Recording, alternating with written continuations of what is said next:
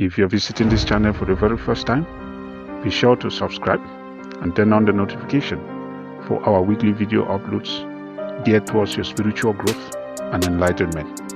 Be sure to like and share our videos. Stay blessed.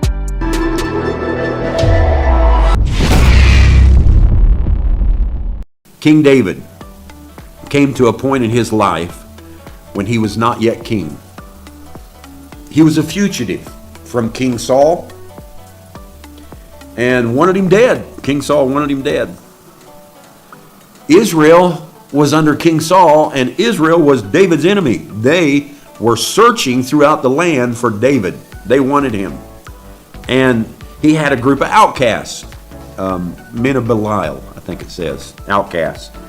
Men of Belial are men of drunkards and all kinds of things going on in their life. So David had all the what today we would call the trash of Israel, and so he was hiding from Israel. He had a group of outcasts. Well, they went to fight for another nation, the Philistines. The Philistines needed some help. They said, "If you'll help us, we'll help you." So David went to fight with the Philistines. Israel's against him. King Saul's against him. And he goes to fight with the Philistines. Well, the Philistines double-crossed him and sent another army of Philistines in behind them and stole all their women, all their children, all their goods, everything. Stole it all.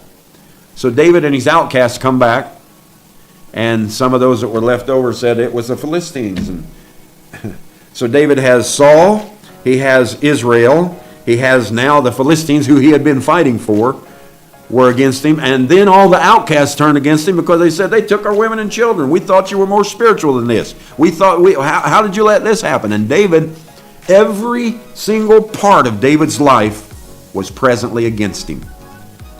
And I love that very next scripture. It says, "And David encouraged himself in the Lord." It would have been a good time to, stuck up your middle finger and went your way. Would have been a good time to have said, "I'm done with it all," walked away. But something inside David, the Spirit of the Lord, he encouraged himself, and he said, he thought back and he said to himself, "I was standing in a field with Jesse, my dad, and Samuel the prophet anointed me to be king of Israel." You know that David had to be sitting there rehearsing all those things in his mind. That's how you encourage yourself in the Spirit.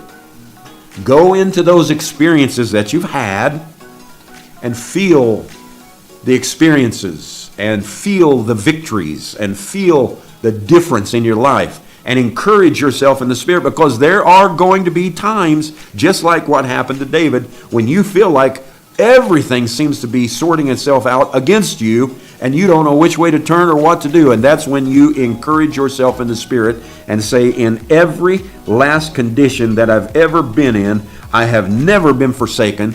I have never been begging bread. I have never gone through any of these things, and I am still the same son, being blessed, the apple of his eye. I know who I am."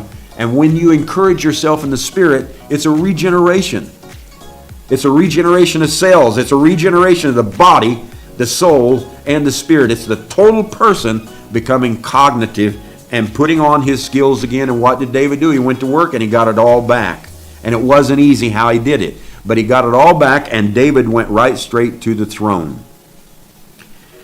The scripture then says something about David when he went to the throne, and it said that he was the apple of his eye. Those things took time to manifest. And the scripture tells us David encouraged himself in the Lord. Encouragement is a great supporter.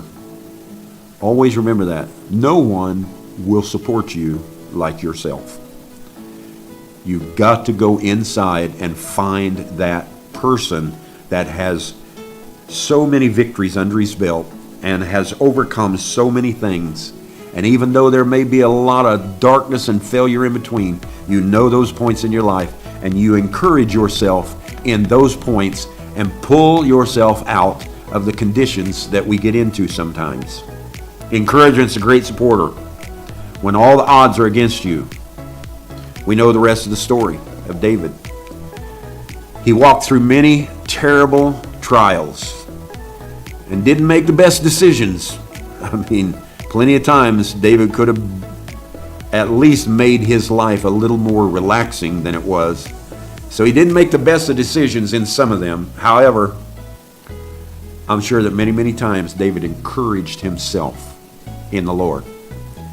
In the worst times, in the times of adultery, in the times of murder, in the times of his wife's being raped on the housetop by his son, in the times when his son was hung in a tree and killed.